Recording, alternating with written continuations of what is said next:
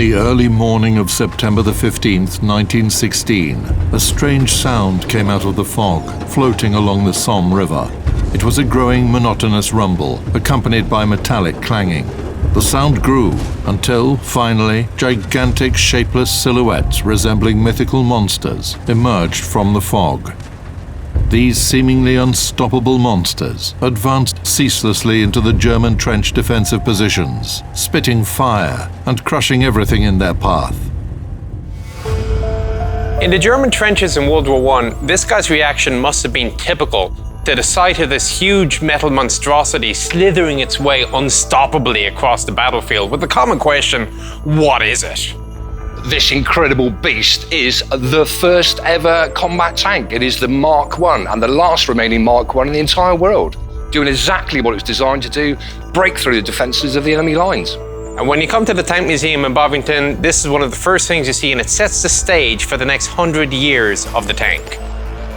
It all started with an odd partnership between an expert in agricultural machinery and a Royal Navy Air Service engineer. Tritton and Wilson were attempting to solve a very practical problem: how to break the trench stalemate that had frozen the Great War for years.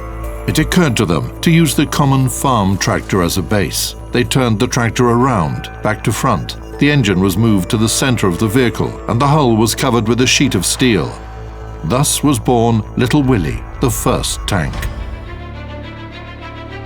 So we are now surrounded by the first generation of tanks.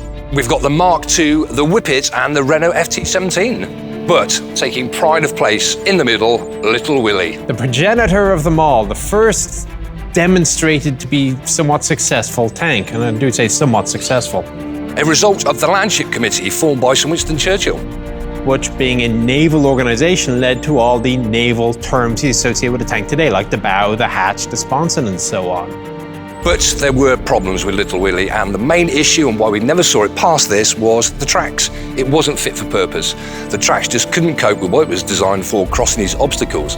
No, in terms of the soft ground, the tracks worked fine, but when you got to the trenches, it couldn't do it, which is what led then to the rhombus design, which we commonly associate with World War I tanks today. The machine adopted a long diamond-shaped hull to better accomplish its primary goal, breaching and crossing trenches. The idler wheels on the vehicle were lifted up as high as possible and prevented the tank from creeping down the trench, while the sprocket wheels were put as far back and low as possible. In the end, what emerged were small, land-based ironclad battleships equipped with casemate weapons, the first tanks deployed in battle. We're now outside with this incredible replica of the Mark IV, and the first thing you notice is it's not a quick vehicle. No, this is combat speed. About 6 kilometers an hour, 4 miles an hour. But if you're looking at it from the viewer's perspective as a German, you see this thing inexorably coming towards you, spitting fire from the guns. This is a significant emotional event. It must have been absolutely terrifying. What it does give to us, though, is a great outline of the rhomboid shape, of course allowing it to go over obstacles much easier. Trenches, barbed wire, that sort of thing. You got shortened 6-pounders. Not as long as the earlier ones in the Mark I. And a Lewis gun the other side here on the sponson. And of course the other differences between this, the Mark IV and the Mark I, was the armour, greatly improved over the Mark I. Not that it'll stop much except small arms still, but a better chance. The sponsons you'll see will actually slide in for rail transport. And the other biggest difference, of course, was the engine on the Mark IV as opposed to the Mark I. Which is relocated, but to see that, we got to go inside. So here we are in the Mark IV, right at the front of the vehicle, and in the commander's and the driver's positions. Right, you call it the driver, and that's because he does have access to the gear lever. He's got the brake, he's got the clutch, and the accelerator and retard levers. Now, that said, he doesn't have any steering controls, which is a bit of an issue for a driver. And really, steering of the Mark IV was an issue anyway. At stages, there were up to 4 of the crew, that's half of the crew involved in steering the vehicle, which is unbelievable. And that's because across on the commander's side, so the commander was also the assistant driver. I've got 2 steering brake levers, left and right of me here, and I was also the bow gunner, so a busy man, the commander. Down to having a little hole there for shooting your revolver out of as you cross over trenches, if the tank wasn't enough. The armour was 10 to 12 millimeters thick. It was enough to withstand small arms fire, but not much more. Even with this, the vision slits were still vulnerable, and injuries from shattered bullets were quite common. So we move now to the main crew compartment, and very obviously in the middle, exposed to all the burn themselves on, the 105 horsepower engine.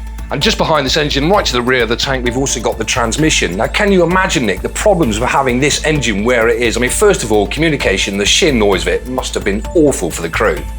And then you've got also the darkness, because it wouldn't have these camera lights. You've got the noise. The commando would have had a hell of a time. And now a tank is not a tank without a gun, of course. And across here, we've got the first of our 2 6-pounders. The ammunition, as you see, is stowed pretty much everywhere around the tank, and for the purposes of the demonstration, we'll give a round to the gunner here. So taking this round, putting it onto the loading platform. Unfortunately, I'm not allowed to push it all the way forwards. Close the breech, optical sighting system on top, very good sighting system, ×2 magnification, and fire the gun. Despite the fact that 5 out of 32 tanks got stuck and 9 broke down during the initial attacks, the remaining vehicles were able to fully demonstrate the potential of this new weapon. The attack on the 15th of September 1916 along the Somme was the birth of a new era. By the end of World War II, tanks played an integral role on the battlefield. And that was only the beginning for the triumphant progress of tracked combat vehicles through history.